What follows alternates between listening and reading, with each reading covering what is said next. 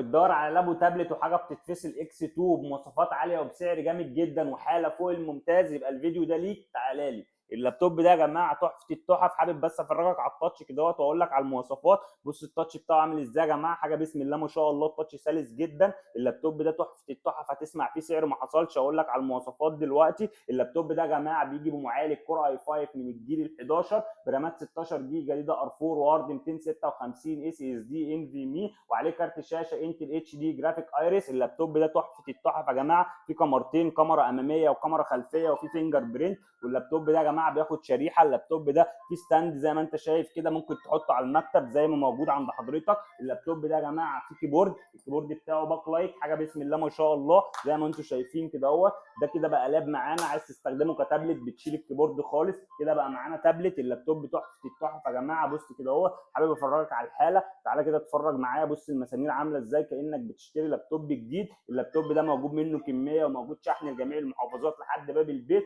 واقول لك على الموديل عشان تبحث عنه وتخلينا انا اخر واحد. اللابتوب ده موديله يا جماعه ديل لاتيتيود 7320 اكس 2، حاجه بسم الله ما شاء الله زيرو زي ما انتم شايفين كده من الجيل ال 11. موجود منه كميه وموجود شحن لجميع المحافظات لحد باب البيت. اللابتوب ده يا جماعه انا بسلمه لك بالقلم المحترم دوت، وبديك ماوس وايرلس، وبديك شنطه، وبديك ستيكر حروف عربي ومتاح ليزر، وبديك الشاحن الاوريجينال وكابل باور اوريجينال، وموجود شحن جميع المحافظات لحد باب البيت ومتاح معاينه عند الاستلام.